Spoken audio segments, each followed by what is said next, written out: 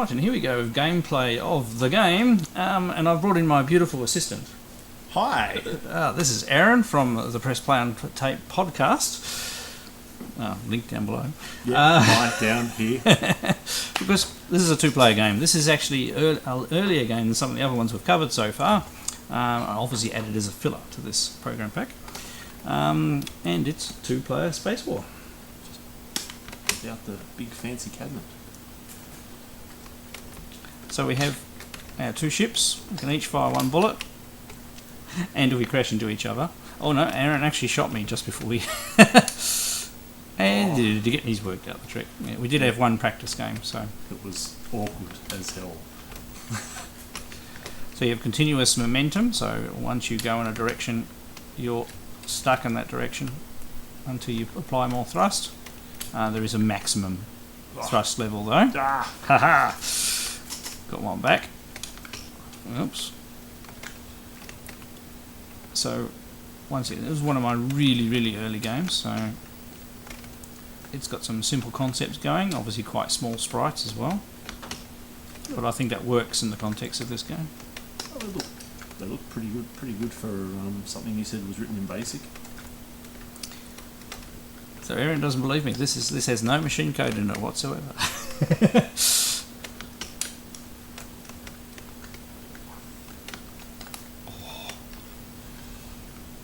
So it's the first person to 10, so this could take a little while. Well, the last one didn't take too long, although I think we just kept running into each other. So if you do run into each other rather than shooting, it just it progresses the score, just adds one for each player. Oh, you've got that time down right. There we go. Yeah. Oof. And I'd also just like to say that I've got the visitor stick, so I'm at a disadvantage here.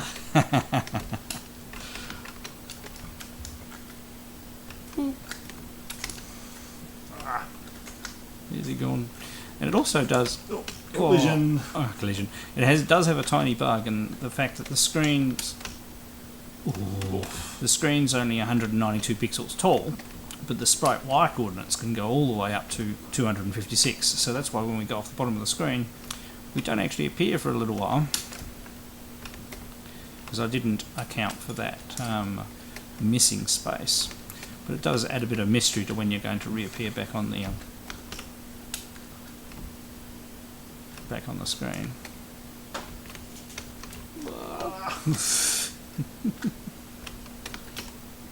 Oh, look, he's two up. Yeah, kamikaze mission. Because if he crashes into me, we get one each.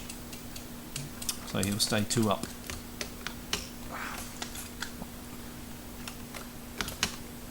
This joystick is awful. Oh dear. So, hey, got one up. Yeah, so to be fair, Aaron's using my original Wyco joystick from back in the day, which was a broken reject with a broken cable, always never worked properly, which I converted into an MSX stick, and it was my first actual working MSX stick with two buttons. But I think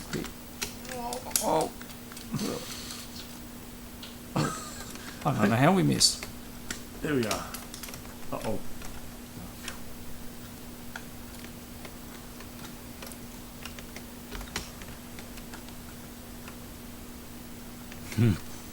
Where'd you go? Where did I go? Oh, there I am. Oh, robbed you.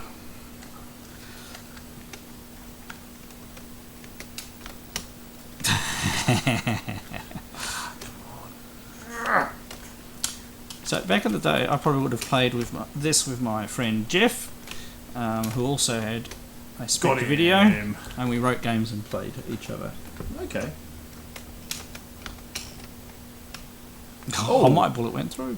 Nice collision detection. So yes, this is pretty early and probably uses put sprite for everything rather than video pokes. I think Aaron's going to romp away with it now. Yeah, because I was going to say, because like when you compare it to some of the C64 games that are written in BASIC, that very clearly written in BASIC. This is, yeah, it does look a whole lot nicer. So there's a touch of lag, and the collision detection is a thing that takes a lot of time. So, and the sprites are small too, I think. So What's going on here? I don't know how we missed. Oh! Get off the screen. That was not the way I wanted to fire. So you do actually build up a fair bit of momentum, and it takes a little bit to reverse that. Aaron's hiding off the screen. It feels like the sort of thing would be fun if you had a paddle and the two buttons to thrust and... Oh! Lucky shot. Getting those angle shots is... Whoops, wrong way! Oh! You get the coup de grace. Oh.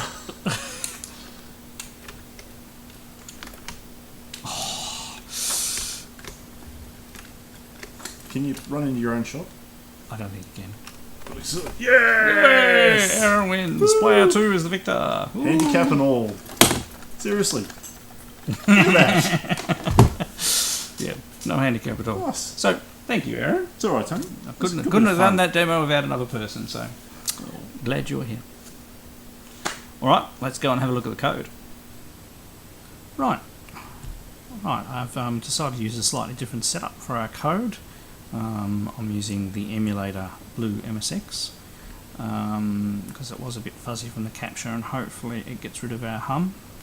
Not sure about game sound, but we've already played the game, so it doesn't matter. Alright, so let's just click on the right spot first. List our program just to see how long it is.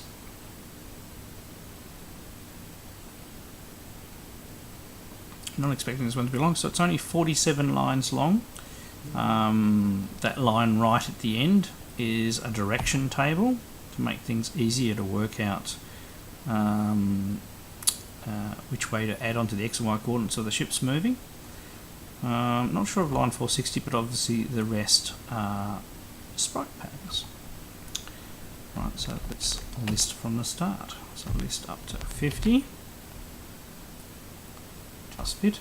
So our normal line 10 sets up our colour, our screen mode, turns all our variables into integers, making them faster, defines our random function, seeds our random function with the current time, and opens a pointer to our graphic interface, which allows us to put text on the screen. So a lot in one line.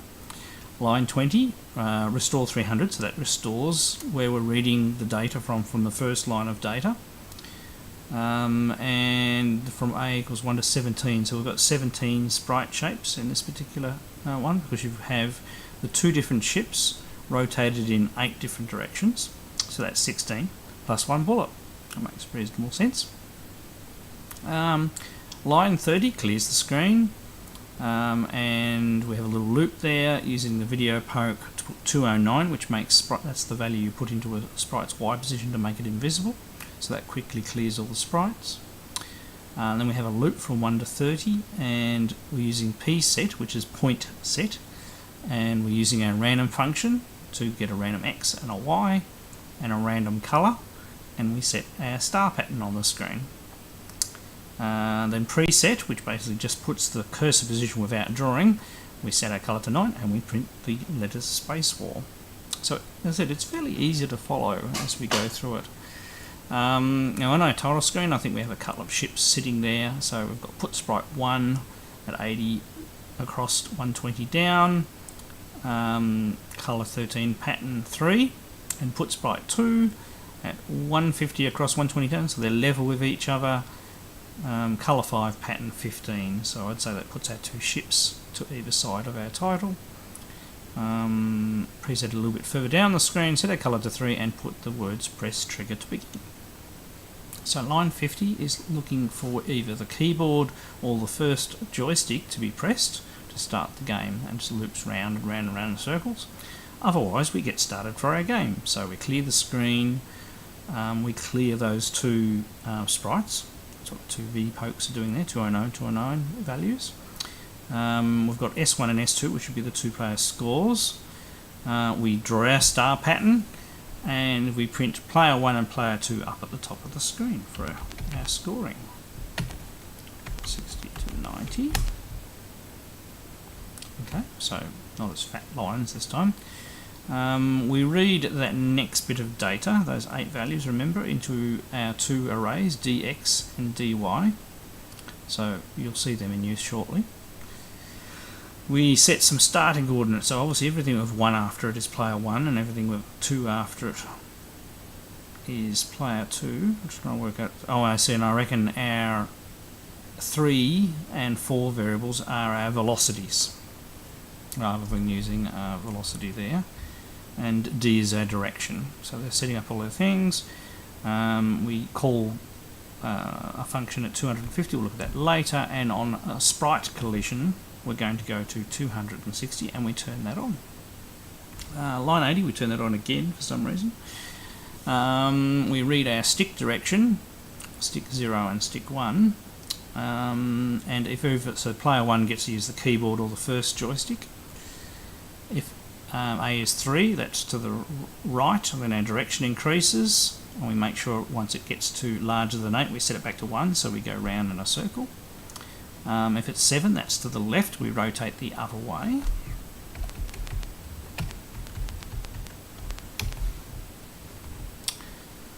Then if our direction isn't 1, which is basically forwards, then we jump to 120 and finish doing this player.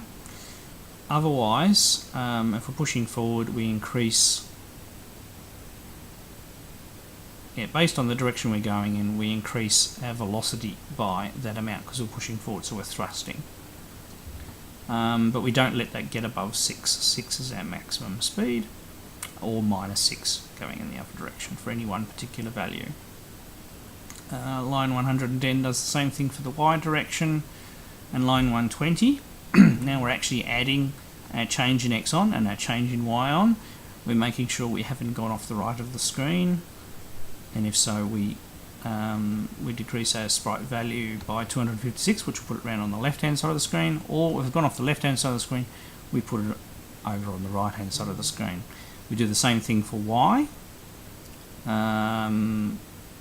And actually there's that little thing where we disappeared for a time off the bottom because the screen's actually only 192 pixels tall, so probably that should be, if Y1 is larger than 192, then we hop up to the top of the screen, and if we're smaller than 0 then we should hop all the way up to 192. That way the ships wouldn't disappear for that period of time there. So there's a bug that you can have a go fixing yourselves.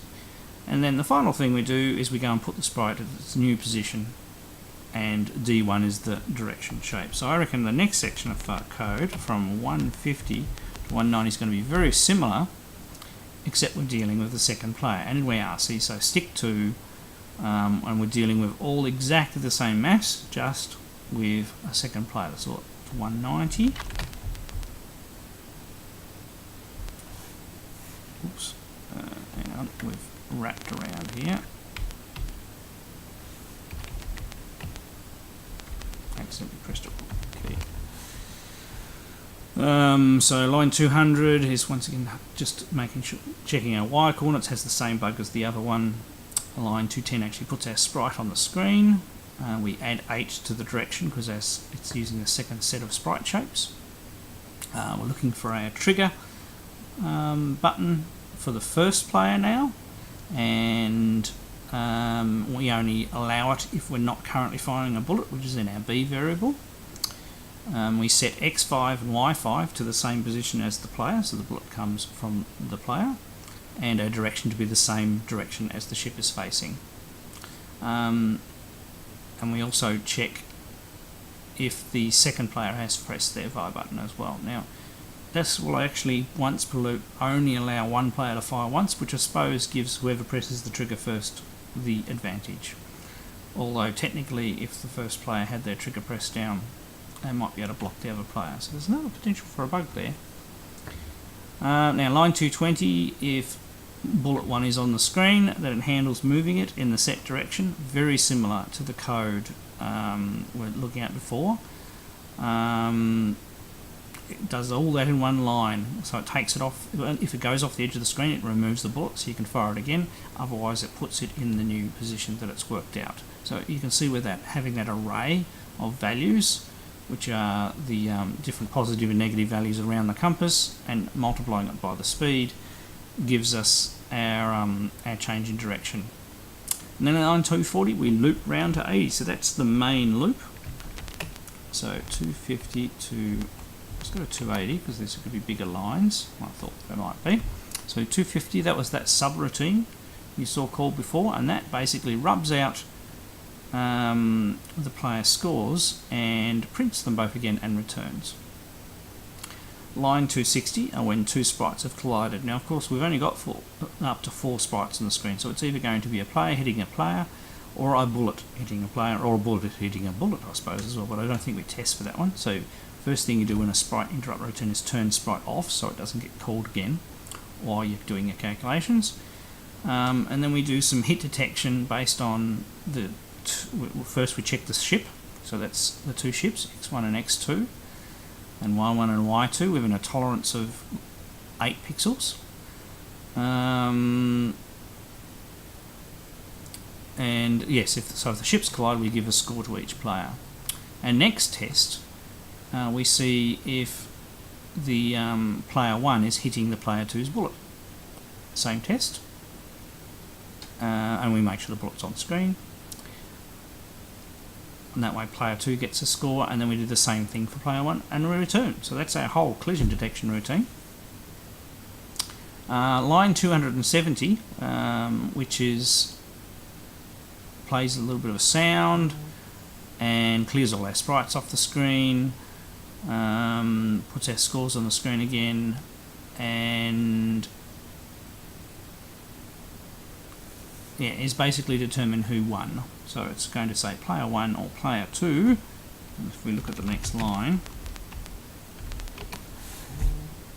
it'll work out which player to say 1 or 2, and then it'll say is the victor after playing a little sound, and then it'll do a little delay, and then it runs the program again, so it just starts the program from fresh. So no high scores or anything like that.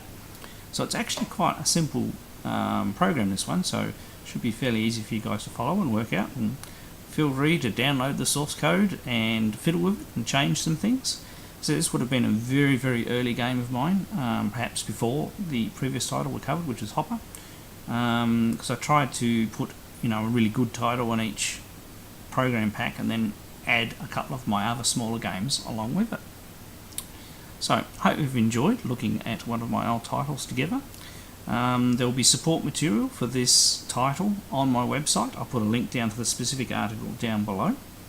And you can download this listing for MSX from my website as well, so you can download it and play with it either on an emulator or of course a real MSX as well.